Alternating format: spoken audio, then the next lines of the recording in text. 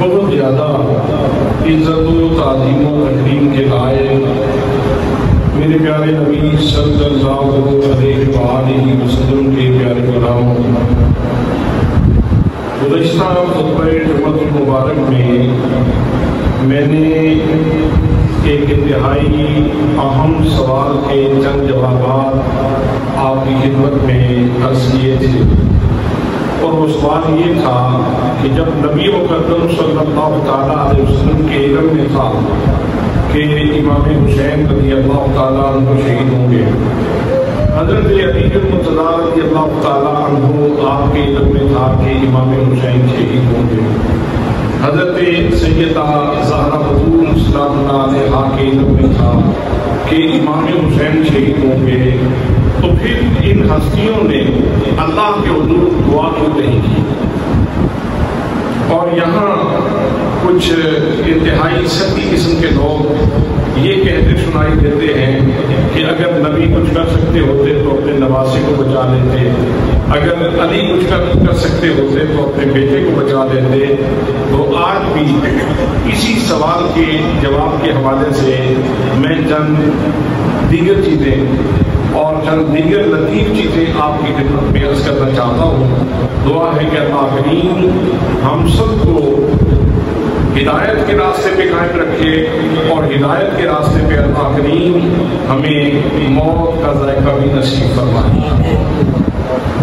برادران اسلام، اللہ کریم ہے اور اس کے خزانوں کی کوئی حد نہیں، اس کے خزانوں کا کوئی ٹھکانہ ہی نہیں، کتنے خزانے ہیں اس کی عنایات کو اگر عنوان دیے جائیں، الگ الگ عنوان دیے جائیں، تو دنیا کے سارے مفکر، دنیا کے سارے مدبر، دنیا کے سارے ذکی ترین لوگ، ذہین ترین لوگ، دنیا کے سارے فلاسفر اور دنیا کے سارے دانشور اکٹھے ہو جائیں اور اللہ کریم کی نعمتوں کو الگ الگ عنوان دینا چاہیں، تو اتنی نعمتیں ہیں کہ لوگوں کی دانش جواب دی جائے گی، لوگوں کی فکر جواب دی جائے گی، لوگوں کا تدبر وہ جواب دے جائے گا، لیکن اللہ کریم کی جو نعمتیں ہیں ان کا حصہ و شمار نہیں ہو سکتا۔ پروردگار عالم نے قرآن مقدس میں ارشاد فرمایا وَإِن تَعُدُّوا نِعْمَتَ اللَّهِ لَا تُحْصُوهَا، اگر تم اللہ تعالیٰ کی نعمتوں کو گننا چاہو تو تم اللہ کی نعمتوں کو گن نہیں سکتے۔ لیکن جو مادیت گزیدہ لوگ ہیں، جو مادیت کے گرداب میں پھنسے ہوئے لوگ ہیں، وہ نعمتیں صرف انہی چیزوں کو سمجھتے ہیں جن تک ان کی اپروچ ہوتی ہے، جن تک ان کی نظر جاتی ہے۔ مثلا کسی کے پاس مال دیکھا، کہا اس کے اوپر اللہ کا احسان ہے، دولت دیکھی، کہا اس کے اوپر اللہ کا احسان ہے، کسی کا بنگلہ دیکھا تو کہا اس کے اوپر اللہ کا احسان ہے، کسی کا بینک بیلنس دیکھا تو کہا اس کے اوپر بڑی اللہ کی کرم نوازی ہے۔ یعنی مادیت کے دائروں میں سفر کرنے والے لوگ وہ اسی دائرے میں رہ جاتے ہیں کہ دنیا کی نعمتوں کی بہتات دیکھی اور کہا کہ اس بندے کے اوپر اللہ کا بڑا کرم ہے۔ حضرات محترم، یہ دنیا کی نعمتیں بھی نعمتیں ہیں، لیکن اس سے بڑی نعمتیں وہ ہیں جن کا تعلق بندے کی آخرت کے ساتھ ہے، جن کا تعلق اللہ کی رضا کے ساتھ ہے، جن کا تعلق اللہ کریم کی خوشنودی کے ساتھ ہے، اور وہ ایسی ایسی نعمتیں ہیں کہ اللہ کے خزانوں میں وہ بھی بے مثل نعمتیں ہیں۔ مثلا کہنے والی بات تو یہ ہے کہ فلاں بندہ اللہ کے حضور ہمیشہ سجدہ ریت رہتا ہے، یہ اللہ کا بڑا کرم ہے، یہ تذکرہ کرنے والی بات ہے۔ فلاں بندہ قرآن مقدس کا حافظ ہے، اس کے اوپر اللہ کا احسان ہے، اس کے اوپر اللہ کا احسان ہے۔ خیرکم من تعلم القرآن وعلمہ، جس کو اللہ کریم میدان جہاد میں جا کے وہاں شجاعت کا فریرہ لہرانے کی سعادت نصیب فرماتا ہے، تو اس کے بارے میں کہا جا سکتا ہے کہ اس کے اوپر اللہ کا احسان ہے۔ عمومی طور پہ لوگ مادیت میں پھنسے رہتے ہیں اور نعمتیں صرف انہی کو گنتے ہیں جو عام طور پہ مادی آسائش کے طور پہ انسان کے کام آتی ہیں. انسان کو کہیں سے راحت ملے، سکون ملے تو کہتے ہیں کہ اللہ کی نعمت ہے، لیکن جو حقیقی دائمی ابدی اور روحانی نعمتیں ہیں ان کو اکثر لوگ اگنور کر دیتے ہیں. ایک بندہ عالم دین ہے، اللہ کا اس کے اوپر کرم ہے، نعمت ہے اللہ کریم کی اس کے اوپر. ایک انسان کے اوپر اللہ کی طرف سے تکلیف آتی ہے اور تکلیف میں وہ جزا فضا نہیں کرتا، وہ ماتم نہیں کرتا، وہ بے صبری کا مظاہرہ نہیں کرتا، بلکہ وہ صبر و ثبات کے ساتھ اللہ کریم کی رضا کے اوپر راضی ہو جاتا ہے. تو یہ وہ نعمت ہے جس کو گننا چاہیے، جس کو گنتی میں لانا چاہیے اور کہنا چاہیے کہ اس بندے کے اوپر اللہ کریم کی نعمت ہے. حضرات محترم، اس حوالے سے نبی مکرم صلی اللہ تعالیٰ علیہ وسلم کا ایک فرمان انتہائی اہم ہے. میرے آقا کریم صلی اللہ تعالیٰ علیہ وسلم نے ارشاد فرمایا، اور آپ جانتے ہیں کہ سارے جہان کی نظریں ان کے دائرے محدود ہیں، لیکن اللہ نے اپنے نبی کی نظر کو جو وسعت عطا فرمائی ہے اتنی وسعت تو اللہ نے فرشتوں کو بھی عطا نہیں فرمائی. اتنی وسعت تو اللہ کریم نے فرشتوں کو بھی عطا نہیں فرمائی. تو جتنی اللہ کی نعمتوں کو اللہ کے رسول کی ذات جانتی ہے اتنے ماؤ شمار تو نہیں جانتے. ہم لوگ تو نہیں جانتے کہ اللہ کی کون سی بڑی نعمت ہے، کون سا اللہ کا بڑا کرم ہے، کون سی اللہ کریم کی بڑی عنایت ہے. تو نبی پاک صلی اللہ تعالیٰ علیہ وسلم کا ارشاد گرامی ہے، فرمایا ما اوتی احد عطاء خیرا واوسع من الصبر. میرے آقا کریم صلی اللہ تعالیٰ علیہ وسلم ارشاد فرماتے ہیں، میرے امتی کو یاد رکھو، اللہ کی عنایات کی گنتی تو بڑی لمبی ہے، لیکن کسی کے اوپر اللہ کریم نے جو سب سے بڑی عنایت کی ہے، جو بہت کشادہ ہے، جس کے اندر بڑی وسعت موجود ہے اور جس کے اندر بڑی خیر موجود ہے، وہ نعمت اللہ کریم کی انسان کو اللہ نے جو صبر عطا فرمایا ہے وہ ہے. صبر اللہ تعالیٰ کی سب سے اچھی نعمت ہے اور سب سے وسعتوں والی نعمت ہے. حضرات محترم، اگر نبی مکرم صلی اللہ تعالیٰ علیہ وسلم وقت کے آنے سے پہلے امام حسین رضی اللہ تعالیٰ عنہ آپ کی آزمائش کے آنے سے پہلے ہاتھ اٹھا دیتے، امتحان ٹل جاتا تو حسین پاک اتنا صبر کیسے کرتے، اور اگر صبر نہ کرتے تو پھر یہ عنایات کے دروازے کس طرح کھلتے، پھر یہ کرم کیسے ہوتا. میرا رب یہ بتلانا چاہتا تھا اور میرے رسول یہ چاہتے تھے کہ حسین کے اوپر آزمائش آئے، میرا حسین آزمائش سے گزرے، پھر صبر کرے اور پھر اللہ کی عنایات کا مستحق ہو جائے. اسی لیے تو میرے آقا کریم صلی اللہ تعالیٰ علیہ وسلم نے ارشاد فرمایا، اور حضرت امام حسین رضی اللہ تعالیٰ عنہ خود راوی ہیں اس حدیث پاک کے. حضرت امام حسین رضی اللہ تعالیٰ عنہ خود اس حدیث پاک کے راوی ہیں. آپ فرماتے ہیں، سمعت جدی رسول اللہ صلی اللہ تعالیٰ علیہ وسلم یقول اد الفرائض تکن اعبد الناس علیک بالقرون تکن من اغنى الناس یا بنی ان فی الجنۃ لشجرۃ یقال لها شجرۃ البلوى یدعو بأهل الملائکہ لا ينصب لهم میزان ولا ينشر لهم دیوان یصب علیہم الاجر صبا. ثم قال النبی انما یوفى الصابرون اجرهم بغیر حساب. او کما قال النبی صلی اللہ علیہ وآلہ وسلم. حضرت امام حسین رضی اللہ تعالیٰ عنہ ارشاد فرماتے ہیں، میں نے اپنے نانا جان سے خود سنا ہے، میں نے اپنے نانا جان سے خود سنا ہے. فرماتے ہیں میں نے اپنے نانا جان سے یہ فرمان خود سنا ہے. میرے آقا نے ارشاد فرمایا، اد الفرائض، میرے بیٹے اپنے فریضے ادا کرنا، اپنے فریضے ادا کرنا. حضرات محترم، ہر بندے کے اوپر کچھ فرائض عائد ہوتے ہیں، اپنے گھر کے حوالے سے، اپنی فیملی کے حوالے سے، اپنے معاملات کے حوالے سے ہر بندے کے اوپر کچھ فریضے عائد ہوتے ہیں. کہتے ہیں جتنا بڑا سر ہونا اتنی بڑی دستار بھی ہوتی ہے.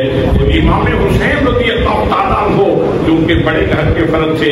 नबी करीम सल्लल्लाहु अलैहि वसल्लम के नवासे थे और हजरत अली मुर्तज़ा के बेटे थे, हजरत फातिमा ज़हरा के बेटे थे। कितना सब था, उतनी बड़ी दस्तार भी थी, कितनी बड़ी शख्सियत थी, उतनी बड़ी जिम्मेदारियां भी थी। अब्दुल फराइज के अंदर मेरे आका करीम सल्लल्लाहु अलैहि वसल्लम ने जो हुक्म फरमाया था उसकी सारी लताफतें इमाम हुसैन रज़ियल्लाहु ताला अन्हु समझ चुके थे कि मेरे आका करीम सल्लल्लाहु अलैहि वसल्लम मुझसे किस चीज की डिमांड कर रहे हैं, मुझसे किस बात का तकाज़ा कर रहे हैं कि आने वाले वक्त में मेरी ड्यूटी क्या है, मेरी जिम्मेदारी क्या है। इमाम हुसैन रज़ियल्लाहु ताला अन्हु ने करबला में जाके वो जिम्मेदारियां अदा की, वो जिम्मेदारियां अदा की है। मेरे आका ने इरशाद फरमाया, अब्दिल फराइज, मेरे बेटे अपने फरीज़े अदा करना। सुभान अल्लाह, सुभान अल्लाह। मेरे बेटे अपने फरीज़े अदा करना। हज़रात मोहतरम, आप मदीना तैयबा से लेकर के मक्कतुल मुकर्रमा तक और मक्कतुल मुकर्रमा से लेकर करबला की तत्ती रेत तक, वहां तक इमाम हुसैन रज़ियल्लाहु ताला अन्हु को देख ले, आपकी शख्सियत को देख ले, आपके सुबह मसा को देख ले, आपके दिन और रात को देख ले, आपकी खलबत और जलवत को देख ले, आपकी जिंदगी के उसर और युसर को देख ले, आपको कहीं भी कोई कमी नजर नहीं आएगी। हुसैन हर जगह पे निखरा हुआ और चमकता हुआ नजर आएगा। हुसैन हर जगह पे चमकता हुआ नजर आएगा, कहीं कमी नजर नहीं आएगी, कहीं कोताही नजर नहीं आएगी। जो मेरे आका ने फरमाया, इमाम हुसैन रज़ियल्लाहु ताला अन्हु ने वो फरीज़े अदा किए और अदा करने का हक अदा कर। आक़ीमुस्सलाता, बड़ी सादा सी बात है, नमाज कायम करो, नमाज कायम करो।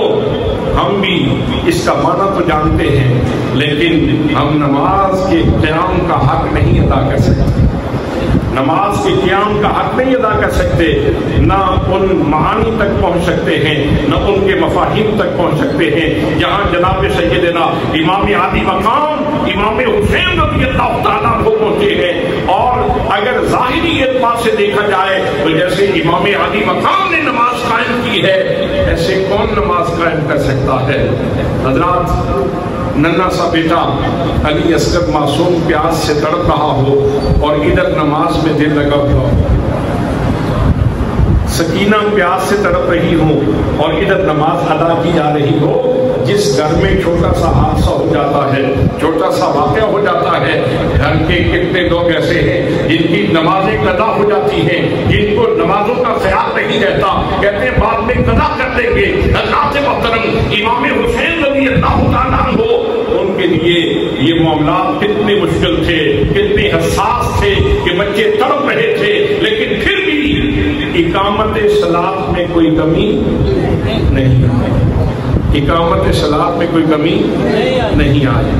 हज़रात मोहतरम, इसी तरह आप कुरान मुक़द्दस की बहुत सारी आयात को देख लें, आयात अहकाम को, कि करबला में कुरान मुक़द्दस की उन आयात की कामिल तरीन तफसीर हमें नजर आती है। मसलन एक में और आयत पढ़ देता हूँ। अल्लाह ने फरमाया, फ़क़्रऊ मा तयस्सरा मिनल कुरान, जितना कुरान आसानी से पढ़ सकते हो पढ़ लो, कुरान जितना आसानी से पढ़ सकते हो पढ़ लो। हज़रात मोहतरम, आज बड़ी ताक़ीद के साथ लोगों को कहना पड़ता है, भाई अपने घर में रहमत के लिए, बरकत के लिए कुरान पाक की तिलावत करो। जितनी देर तक बंदा कुरान पाक की तिलावत करता है, क्योंकि कुरान मुस्तफ़ा के सीने पे उतरा है, उतनी देर तक तुम्हारा ताल्लुक सीने मुस्तफ़ा से जुड़ा रहेगा।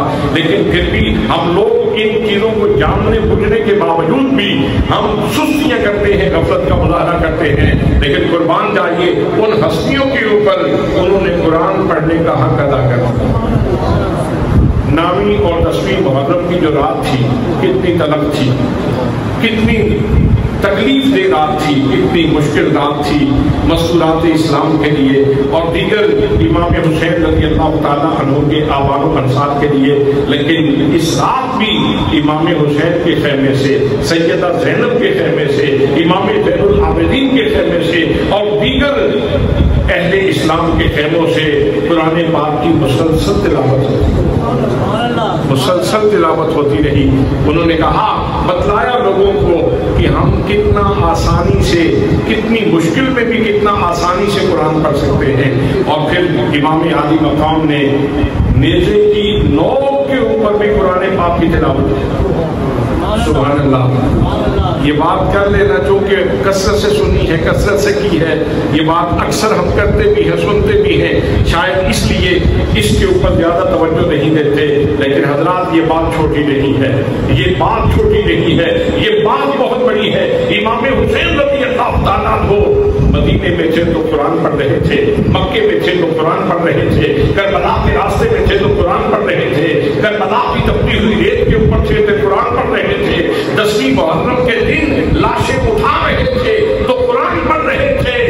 اور پھر زمانے نے دیکھا, چشم فرق نے دیکھا کہ حسین کریم کا سر انور نیزے کی نوک کے اوپر تھا, حسین قرآن پڑھ رہے تھے اور زمانے کو بتا رہے تھے میں یہاں تک تو آسانی سے قرآن پڑھ سکتا ہوں, یہاں تک تو میں آسانی سے قرآن, سبحان اللہ, یہاں تک تو آسانی سے میں قرآن پڑھ سکتا ہوں. تو میرے آقا کریم صلی اللہ تعالیٰ علیہ وسلم نے ارشاد فرمایا بیٹا اد الفرائض, میرے حسین اپنے فریضے ادا کرنا. سبحان اللہ. نصیحت کرنے والی ہستی امام الانبیاء کی ہے اور سننے والے سیدنا امام علی مقام امام حسین رضی اللہ تعالیٰ عنہ ہیں. پھر دوسری بات ارشاد فرمایا علیک بالقنوت, میرے بیٹے قناعت اختیار کرنا. قناعت کا مطلب یہ ہوتا ہے کہ موجود رزق کے اوپر اللہ کا شکر ادا کرنا. جتنا موجود رزق ہے اس کے اوپر اللہ کا شکر ادا کر لینا, اس کو قناعت کہا جاتا ہے. علیک بالقنوت, میرے بیٹے قناعت اختیار کرنا. تکن من اغنی الناس, وقت آئے گا اس زمین کے سینے کے اوپر تجھ سے بڑا غنی کوئی نہیں ہوگا. حضرات محترم, غنی وہ نہیں ہوتا جس کے پاس مال و دولت کی کثرت ہو, غنی وہ ہوتا ہے جس کے دل میں مال و دولت کی جگہ نہ ہو, جس کے دل میں مال و دولت کی حرص نہ ہو, اس کو غنی کہتے ہیں. امام حسین رضی اللہ تعالیٰ عنہ آپ کی شخصیت میں وہ عنصر اپنی پوری تابانی کے ساتھ موجود ہے. حضرت انس رضی اللہ تعالیٰ عنہ راوی ہیں, نبی مکرم صلی اللہ تعالیٰ علیہ وسلم کے حاضر باش غلام حضرت انس جو حضور نبی کریم صلی اللہ تعالیٰ علیہ وسلم کے گھر کے کام بھی نپٹایا کرتے تھے. آپ فرماتے ہیں کہ میں امام حسین رضی اللہ تعالیٰ عنہ کی خدمت میں حاضر تھا تو ایک لونڈی آئی اور اس نے امام علی مقام کو آ کے ایک پھولوں کا گلدستہ پیش کیا. لونڈی نے امام حسین کی خدمت میں آ کے ایک گلدستہ پھولوں کا پیش کیا تو حضرت امام حسین رضی اللہ تعالیٰ عنہ نے آپ نے ارشاد فرمایا جب میں نے تجھے آزاد کیا, جب میں نے تجھے آزاد کیا. حضرات ہمیشہ جانوروں کی منڈیاں بھی لگتی ہیں اور جانوروں کی بھی قیمت ہوتی ہے, لیکن اس دور میں چونکہ انسان بھی بکتے تھے. میرے آقا کریم صلی اللہ تعالیٰ علیہ وسلم کے اس دعوت کے فیضان کے نتیجے میں تو انسان آزاد ہوا ہے. آہستہ آہستہ انسانوں کی آزادی کا سلسلہ چلتے چلتے آج اللہ کے فضل سے, اللہ کے کرم سے اور مصطفیٰ کریم صلی اللہ تعالیٰ علیہ وسلم کی دعوت کے اثر کی وجہ سے آج زمین کے سینے کے اوپر کہیں بھی انسانوں کی منڈی نہیں لگتی, وگرنہ جگہ جگہ انسان بکتے تھے. تو اس وقت تک ابھی سلسلہ چل رہا تھا تو انسان تو ہر دور میں مہنگا رہا ہے. تو حضرت انس رضی اللہ تعالیٰ عنہ آپ نے جب یہ منظرنامہ دیکھا کہ لونڈی نے ایک گلدستہ پیش کیا اور آپ نے اس کو آزاد کر دیا تو کہنے لگے جناب اتنی حسین و جمیل لونڈی تھی اور تندرست تھی, صحت والی تھی, اس سے آپ بہت سارے کام لے سکتے تھے. تو آپ نے ایک چھوٹی سی بات کے اوپر, ایک چھوٹے سے گلدستے کے اوپر اس کو آزاد کر دیا. بات سنیے فاطمہ زہرا کے شہزادے. سبحان اللہ, سبحان اللہ. سیدہ زہرا بطول کے شہزادے کی بات سنیے, نبی کریم صلی اللہ تعالیٰ علیہ وسلم کے نواسے کی بات سنیے, شیر خدا کے نور نظر کی بات سنیے. آپ ارشاد فرماتے ہیں کہ جب اس نے مجھے لا کے گلدستہ پیش کیا تو میری نظر قرآن مقدس کی اس آیت پہ پڑ گئی. میری نظر قرآن مقدس کی اس آیت پہ پڑ گئی. اللہ کریم کے ارشاد گرامی ہے وَإِذَا حُيِّيتُم بِتَحِيَّةٍ فَحَيُّوا بِأَحْسَنَ مِنْهَا أَوْ رُدُّوهَا کہ جب تمہیں کوئی تحفہ دے، اس کی دو تفسیریں کی گئی ہیں. ایک ہے سلام کے بارے میں کہ جب تمہیں کوئی سلام دے تو سلام بھی ایک تحفہ ہی ہے، سلام دے تو بہتر چیزیں سے اس کے سلام کا جواب. اور دوسری تفسیر یہ ہے کہ جب تمہیں کوئی تحفہ دے تو تم اسی جیسا تحفہ دو، بہتر یہ ہے کہ اس سے بہتر تحفہ دو. افضل تو یہ ہے کہ اس سے بہتر تحفہ دو، لیکن اگر اس سے بہتر نہیں دے سکتے تو کم از کم ویسا ہی تحفہ ضرور دو. اب قرآن مقدس نے فرما دیا وَإِذَا حُيِّيتُم بِتَحِيَّةٍ فَحَيُّوا بِأَحْسَنَ مِنْهَا أَوْ رُدُّوهَا. حضرت امام عالی مقام، امام عالی وقار، قرآن مقدس کے خوبصورت مفسر آپ ارشاد فرماتے ہیں کہ جب اس عورت نے، اس لونڈی نے مجھے لا کے تحفہ دیا تو میری نظر قرآن مقدس کی اس آیت پہ پڑ گئی. تو میں نے کہا کہ اس کے اوپر عمل ہی کیوں نہ کر لیا جائے، اس کے اوپر عمل کیوں نہ کیا جائے. حضرات محترم، ایک چھوٹی سی چیز کے اوپر قرآن مقدس کی ایک خوبصورت آیت کے اوپر عمل کیا جا رہا ہے. امام حسین اتنے دقیقہ رس ہیں، اتنے دقیقہ رس ہیں، آپ چھوٹی چھوٹی چیزوں کے اوپر بھی قرآن مقدس کی لطافتوں کے اوپر آپ عمل کرنے والے ہیں. تو میرے آقا نے ارشاد فرمایا تھا، فرمایا علیک بالقلوب، حسین کا نام اختیار کرنا، تکن من اغنی الناس، تو زمانے میں سب سے بڑا غنی ہوگا. حسین نے بتا دیا کہ میرے دل میں اب دو چیزیں تھی نا، ایک طرف قرآن کی آیت تھی اور ایک طرف اس لونڈی کی اہمیت تھی. ایک طرف قرآن کی آیت تھی کہ اس کے اوپر عمل کیا جائے، اور دوسری طرف لونڈی کی اہمیت تھی کہ گھر کا ایک خوبصورت فرد ہے، بہت سارے کام نپٹاتی ہے، اگر اس کو آزاد کر دیا جاتا ہے تو ایک خانہ تو خالی ہو جائے گا، ایک بندے کا خانہ تو خالی ہو جائے گا. حضرات محترم، اب امام حسین رضی اللہ تعالیٰ عنہ، آپ کا ذہنی جائزہ لیں، آپ شخصیت کو دیکھیں اور ان کے تقدس کو دیکھیں اور ان کی طہارت کو دیکھیں اور ان کے غنا کو دیکھیں اور ان کی شخصیت کو دیکھیں. انہوں نے کہا قرآن مقدس کے معاملے میں لونڈی کی کیا اہمیت ہے، میرے دل میں اگر قدر ہے تو قرآن مقدس کے احکام کی قدر ہے. حضرات محترم، ہم جانتے ہیں کہ اللہ کے راستے میں خرچ کرنے سے فائدہ ہوتا ہے. 1 روپیہ خرچ کیا جائے تو 700 گنا تک اجر ملتا ہے. کتنا؟ 700 گنا تک اجر ملتا ہے.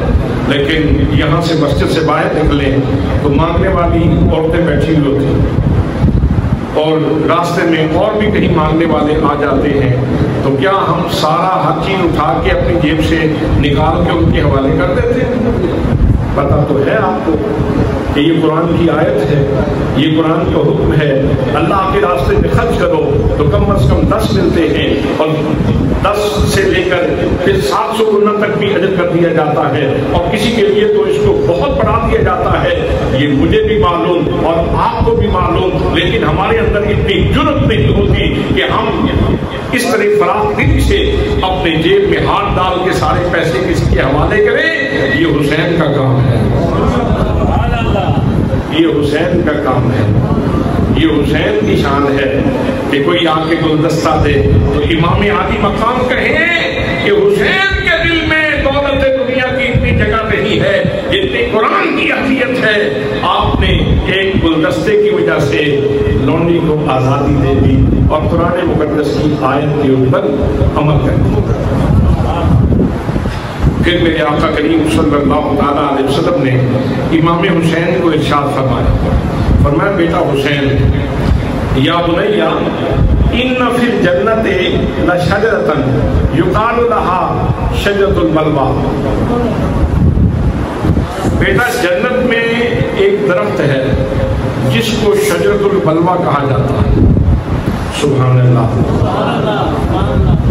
کیا خوبصورت ماحول تھا اور جنت کے منظر نامے کون بیان کر رہا ہے اور کس کے ذہن میں جنت کے منظر نامے اتارے جا رہے ہیں؟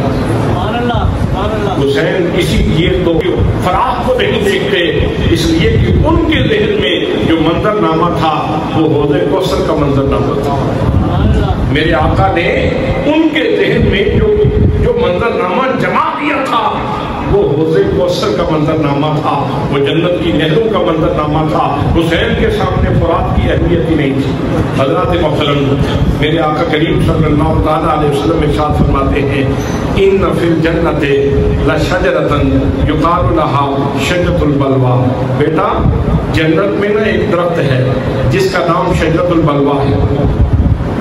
فیؤتی بأہل البلاء، جتنے لوگوں کے اوپر مصیبتیں آئی ہیں نا دنیا میں اور انہوں نے پھر صبر کیا ہے، جن لوگوں کے اوپر دنیا میں مصیبتیں آئیں، تلخیاں آئیں، مصائب آئے، جن کے اوپر آزمائشیں آئیں اور انہوں نے پھر صبر کیا، تو میرے آقا کریم صلی اللہ تعالیٰ علیہ وسلم ارشاد فرما رہے ہیں ان لوگوں کو بلایا جائے گا، اللہ کریم ان کو کھڑا کرے گا۔ فلا ينصب لهم میزان ولا ينشر لهم دیوان، میرے بیٹے سن، باقی سبھی لوگوں کے لیے میزان رکھا جائے گا، نیکیاں بدیاں تولی جائیں گی، لیکن جن مصیبت کے ماروں نے مصیبتیں برداشت کی ہیں ان کے لیے اللہ کریم ترازو نہیں لگائے گا، ان کے لیے ترازو نہیں رکھا جائے گا۔ ولا ينشر لهم دیوان، اور ان کا دفتر عمل بھی نہیں کھولا جائے گا، ان کا دفتر عمل بھی نہیں کھولا جائے گا۔ اللہ کریم ان کو کھڑا کرے گا، فَيُصَبُّ عَلَيْهِمُ الْأَجْرُ صَبًّا، اور پھر اللہ کریم ان کے اوپر اجر کی بارش فرمائے گا، اللہ کریم ان کے اوپر اجر کی بارش فرمائے گا۔ حضرات محترم، یہ کس کے لیے ہے؟ یہ ان لوگوں کے لیے ہے جو اہل بلا ہیں، جو اہل مصیبت ہیں، جو تلخیوں سے گزرے ہیں، جو مصیبتوں سے گزرے ہیں، جنہوں نے صبر کیا ہے۔ اگر میرے آقا کریم صلی اللہ تعالیٰ علیہ وسلم ہاتھ اٹھا دیتے امتحان تو ٹل جاتا، لیکن یہ اگلی ساری کی ساری کرم نوازیاں اس سے امام حسین محروم رہ جاتے، امام حسین محروم رہ جاتے۔ میرے نبی چاہتے تھے کہ میرے حسین کے اوپر امتحان آئے، میرا حسین امتحان سے گزرے، میرے حسین کا شمار اہل بلا سے ہو، بلکہ اہل بلا کے سرداروں میں امام حسین کا شمار ہو۔ اور حسین جس طرح فاطمہ کی گود میں ہے، فاطمہ کی گود میں ہے تو حسین کے اوپر رحمتیں برس رہی ہیں، حسین علی کی گود میں ہے تو ان کے اوپر رحمتیں برس رہی ہیں، حسین مصطفیٰ کی گود میں ہے تو ان کے اوپر رحمتیں برس رہی ہیں، حسین مسجد نبوی میں نماز پڑھ رہے ہیں تو ان کے اوپر رحمتیں برس رہی ہیں، حسین کعبۃ اللہ کا حج کرنے کے لیے جا رہے ہیں تو ان کے اوپر رحمتیں برس رہی ہیں۔ میرے نبی چاہتے یہ تھے کہ جب حسین میدان محشر میں اللہ کے حضور حاضر ہو، حسین حاضر ہو رہا ہو اور حسین کے اوپر اللہ کریم کی طرف سے اجر کی بارش ہو رہی ہے، حسین کے اوپر اللہ کی طرف سے اجر کی بارش ہو رہی ہو اور اللہ کریم فرشتوں سے کہہ رہا ہو اور فرشتے باہم ایک دوسرے سے کہہ رہے ہوں بہاروں پھول برساؤ میرا محبوب آیا ہے، بہاروں پھول برساؤ میرا محبوب آیا ہے۔ اور یہاں یہ بات بھی عرض کر دوں، یاد رکھنا اجر میں بھی سارے لوگ برابر نہیں ہوتے، جیسے اخلاص کی وجہ سے اجر بڑھ جاتا ہے، للہیت کی وجہ سے اجر بڑھ جاتا ہے، کسی بندے کے دل میں جتنا پیار اللہ کا بڑھ جاتا ہے اتنا ہی اس کا اجر بڑھ جاتا ہے، ایسے ہی نبی کریم کی نسبت کی وجہ سے بھی اجر میں اضافہ ہو جاتا ہے۔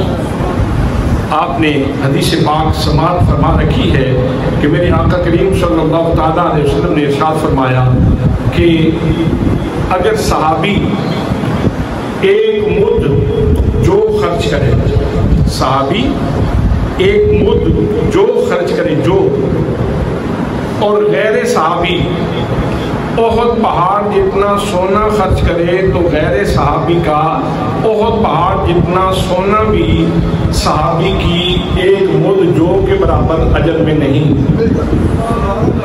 جا سکتا۔ صحابی نے کتنا خرچ کیا؟ ایک مد جو غیر صحابی نے اور پہاڑ جتنا سونا، اجر کس کا زیادہ ہے؟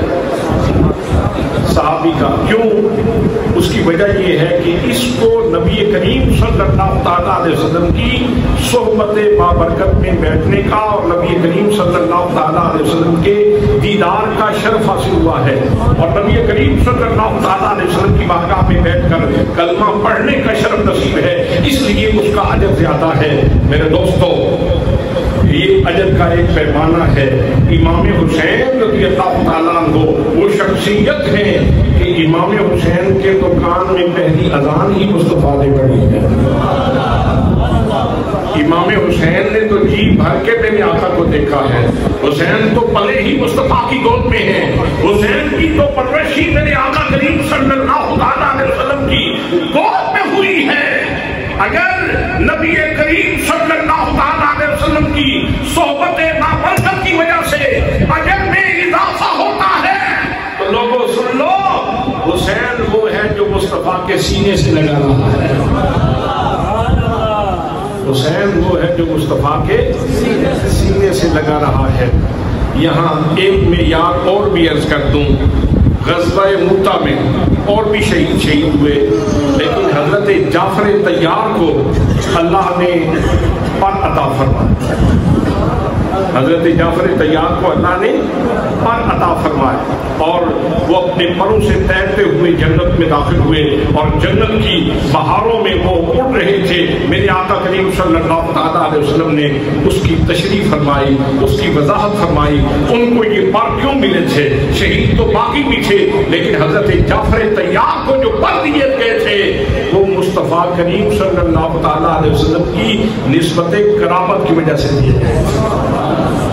اگر نسبت صحبت کی وجہ سے اجر بڑھ جاتا ہے، اگر نسبت قرابت کی وجہ سے اجر بڑھ جاتا ہے، جس میں یار اور جس پیمانے پہ امام حسین کو رکھو گے، امام ہر حسین ہر معیار اور مقدار کے اوپر پورے اترتے ہیں۔ اس لیے لوگوں، جب میدان حشر میں اللہ کریم اجر دینے پہ آئے گا تو حسین کا نظام سب سے الگ ہی ہوگا۔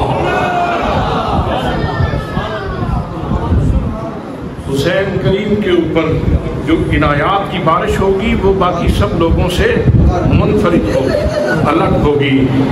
اگر نبی مکرم صلی اللہ تعالیٰ علیہ وسلم دعا کرتے، امتحان ٹل جاتا، لیکن امام حسین کے اہل بلا میں سے نہ ہوتے، اور پھر امام حسین کے اوپر جو اللہ کی عنایات کی بارش ہونی تھی اس سے امام عالی مقام محروم رہ جاتے۔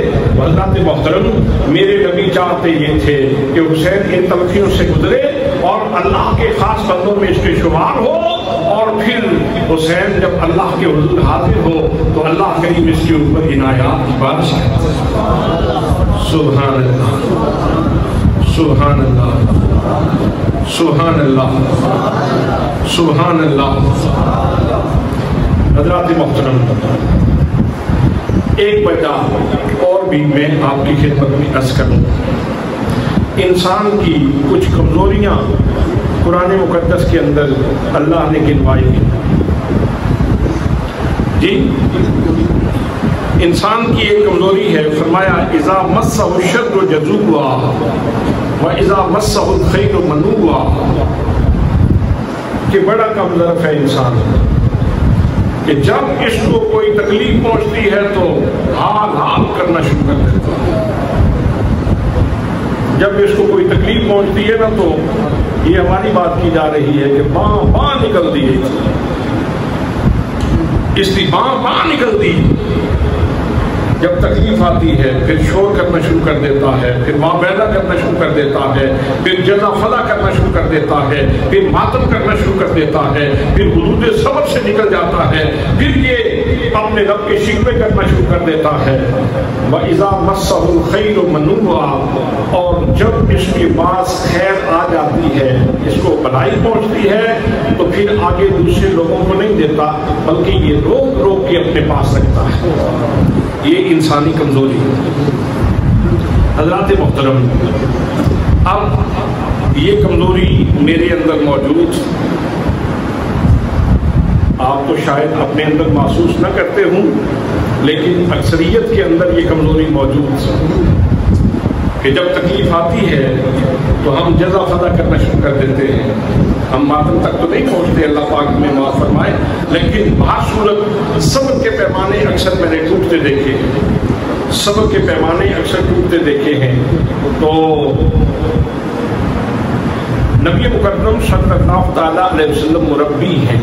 میرے آقا کریم صلی اللہ تعالیٰ علیہ وسلم نے جن لوگوں کی تربیت فرمائی ہے ان میں صحابہ کرام ہیں، اہل بیت اطہار کے نفوس قدسیہ ہیں.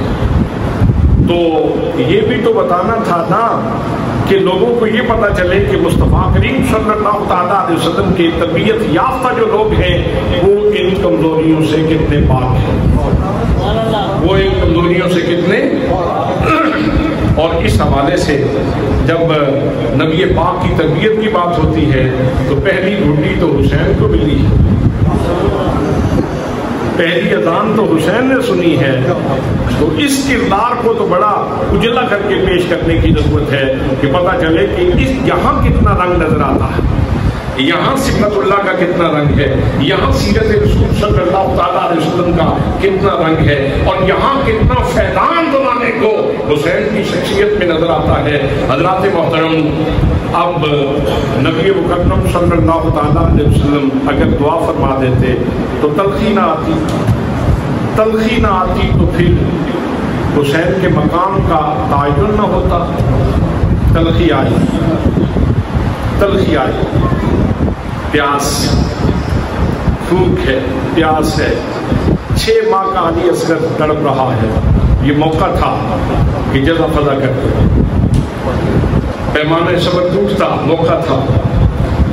بچیاں بہت پیاری ہوتی ہیں، سکینہ کی آنکھوں میں آنسو دیکھ کر موقع تھا کہ پیمانے صبر ٹوٹ جاتا اور حد صبر سے نکلتے. حضرات محترم، وہ جان نثار جنہوں نے نامی 10ویں محرم کی رات کو کہا تھا حسین جئیں گے تو تیرے ساتھ، مریں گے تو تیرے ساتھ، ان کے لاشیں اٹھا کے لانا یہ موقع تھا کہ پیمانہ صبر ٹوٹتا. علی اکبر شبیہ رسول، نانا پاک کی تصویر، اس بیٹے کی بوٹیاں چادر میں اٹھا کے لانا موقع تھا کہ پیمانے صبر ٹوٹتا اور جزا فضا کرتے.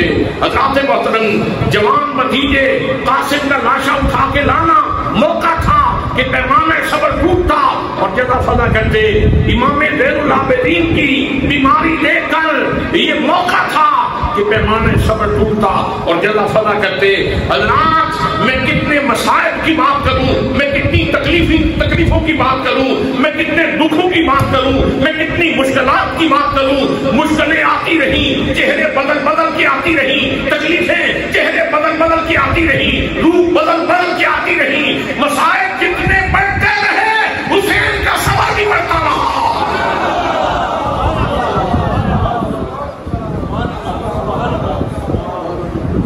ثابت کیا وہ اور ہوں گے کہ جب ان کو تکلیف آتی ہے تو جزا فضا کرنا شروع کر دیتے ہیں.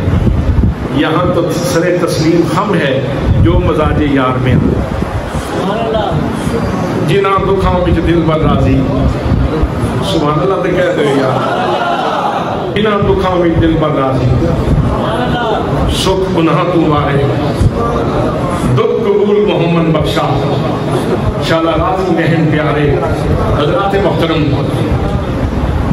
اس لیے یاد رکھنا، اگر خاندان رسول سے جزا فضا ثابت کیا جائے، ماتم ثابت کیا جائے، بے صبری ثابت کی جائے تو پھر ان کو فیل ثابت کرنے کے مطابق یاد رکھنا. آج کل بے شک اس کے اوپر ایک پورا اسکول آف تھاٹ موجود ہے. میں نہ نفرتوں کا پرچار ہوں، نہ کسی بدامنی کو ہوا دینے کا جو ہے وہ خواہش مند ہوں، لیکن حقائق آپ کے سامنے رکھ رہا ہوں. اگر اس خانوادے کے بارے میں یہ کہا جائے کہ انہوں نے ماتم کیا، انہوں نے جزا فضا کی، تو اس کا مطلب یہ ہے کہ پھر تو جیسی کمزوری عام لوگوں کے اندر ہے ویسی کمزوریاں ان میں بھی ظاہر ہو گئی، ویسی کمزوریاں ان کے اندر بھی ظاہر ہو گئیں. یہ تو انسانی کمزوری اللہ نے قرآن میں بیان کی ہے کہ جب انہیں تکلیف آتی ہے تو جزا فضا کرنا شروع کر دیتے ہیں. ہم یہ ثابت کرنا چاہتے ہیں کہ باقی زمانے میں یہ نقائص تھے، میرے نبی کا گھرانہ اس سے پاک تھا. میرے نبی کا گھرانہ اس سے پاک تھا. انہوں نے جزا فضا نہیں کی، انہوں نے ماتم نہیں کیا، انہوں نے گریبان چاک نہیں کیے، انہوں نے سر پہ خاک نہیں ڈالی. حضرات محترم، انہوں نے کہا ہے جیسے مالک راضی ہے ویسے ہم بھی راضی. اور دوسرا جملہ وَإِذَا مَسَّهُ الْخَيْرُ مَنُوعًا، کہ جب انہیں خیر پہنچتی ہے، جب ان کے گھر میں آسودگی آتی ہے تو روک کے رکھتے ہیں. نہیں، ایسی بات نہیں ہے. باقی لوگوں میں یہ کمزوریاں موجود ہیں، لیکن یہ ایسے سخی ہیں کہ گھر میں جو کچھ اٹھا کے کہتے ہیں ہم پانی سے روزہ کھول لیں گے، سائل کو دے دو، ہم پانی سے روزہ کھول لیں گے، سائل کو دے دو، ہم پانی سے روزہ کھول لیں گے، سائل کو دے دو. نماز پڑھ رہے ہیں امام حسین پاک اور تھوڑی لیٹ ہو گئے، سائل کو ذرا دیر ہو گئی تو وہ بے چینی میں تھا کہ نماز ختم ہو تو مجھے کچھ عطا فرمائے. تو جیسے ہی سلام پھیرا تو اس کی طبیعت کو بھانپ لیا اور 10,000 اشرفیوں کی تھیلی اٹھا کے بغیر پوچھے اس کے حوالے کر دی اور کہا دوست نماز کی وجہ سے تاخیر ہو گئی، معذرت خواہ. سبحان اللہ. حضرات، یہ ہستیاں وہ ہیں کہ یہ جو کربلا کی بھٹی تھی یہ اللہ نے قائم فرمائی. مشیت اس کی ہے، مشیت اللہ کی ہے، تو قائم اس لیے فرمائی کہ تاکہ لوگوں کو پتہ چلے کہ مصطفیٰ کی تربیت کے اثرات کیا ہیں اور یہ لوگ کتنے نکھرے ہوئے لوگ ہیں اور کتنے سنورے ہوئے لوگ ہیں. سبحان اللہ. آخری بات عرض کروں اختصار کے ساتھ. فرشتوں نے کبھی کہا تھا کہ انسان دنگا کرے گا، فساد کرے گا، خونریزی کرے گا تو تیری تسبیح کے لیے ہم کافی ہیں، تسبیح کے لیے ہم کافی ہیں، تیری تقدیس بیان کرنے کے لیے ہم کافی ہیں. اللہ نے فرمایا تھا انی اعلم ما لا تعلمون، جو میں جانتا ہوں وہ تم نہیں جانتے. تسبیح تم بھی کر سکتے ہو، لیکن وقت آئے گا اس آسمان کے نیچے کربلا کی تپتی ہوئی ریت کے اوپر کوئی تسبیح کرے گا تو پھر فرشتے بھی رش کریں گے. کوئی سبحان اللہ کی تسبیحات کہے گا تو فرشتے بھی رش کریں گے، جبریل بھی رش کریں گے، اسرافیل بھی رش کریں گے، اسرائیل بھی رش کریں گے، فرشتے بھی رش کریں گے. تسبیح ہم بھی کرتے تھے، تقدیس ہم بھی بیان کرتے تھے، تیری باقی ہم بھی بیان کرتے تھے، تیری بارگاہ پہ سجدے ہم بھی کرتے تھے، تیری بارگاہ پہ قیام ہم بھی کرتے تھے، تیری بارگاہ میں پاکیزہ کلمات تو ہم بھی کہتے تھے. لیکن حسین کا جگرا حسین کو سلام ہے.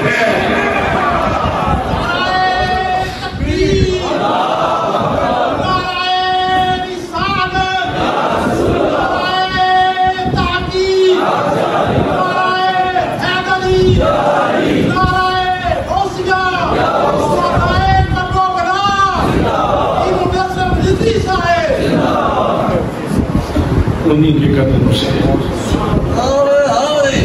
انہیں کے قدموں سے، ان کی وجہ سے ہمارا بھی نعرہ لگ جاتا ہے. حسین کے خوبصورت نام کے پیچھے ہم غریبوں کا نام بھی آ جاتا ہے اور یہ کرم نوازی ہے کہ انہیں کے صدقے میں ہمارا بھی نام آ جاتا ہے. دوستان محترم، بس خلاصہ یہ ہے کہ صرف مادیت کی نظر سے دیکھی جانے والی ہی نعمتیں نہیں ہوتی، روحانی نظر سے دیکھی جانے والی بھی نعمتیں ہوتی ہیں. تو صرف مال کو دیکھ کر کہنا کہ اس کے اوپر اللہ کی بڑی نعمت ہے، بینک بیلنس کو دیکھ کے، اس کی جائیداد کو، ربوں کو دیکھ کے کہہ لینا کہ اس کے اوپر اللہ کی بڑی نعمت ہے، بڑا کرم ہے. ٹھیک ہے، یہ نعمتیں ہیں، لیکن کبھی روحانی نعمتیں بھی گننی چاہیے کہ جس کو سجدہ نصیب ہوتا ہے اس کے اوپر اللہ کی بڑی نعمت ہے، جس کو قرآن نصیب ہوتا ہے اس کے اوپر اللہ کی بڑی نعمت ہے. جو کسی غریب کی تکلیف میں کام آتا ہے اس کے اوپر اللہ کی بڑی نعمت ہے، اور جو مصیبت میں صبر کرتا ہے اس کے اوپر اللہ کی بڑی نعمت ہے۔ تو یاد رکھنا، میرے آقا نے فرمایا اللہ کے خزانے میں جتنی نعمتیں ہیں ان سب سے بڑی اور کشادہ اور وسعت والی جو نعمت ہے وہ صبر ہے، اور وہ صبر والی جو نعمت ہے وہ سب سے زیادہ جس کی جھولی میں پڑی ہوئی مجھے نظر آتی ہے وہ امام حسین کی ذات گرامی ہے۔ دعا ہے کہ اللہ کریم ہمیں امام حسین کی خوبصورت زندگی سے زندگی سے دور کشی کر کے اپنی زندگیوں کو منور کرنے کی توفیق نصیب فرمائے۔ ہمارے جان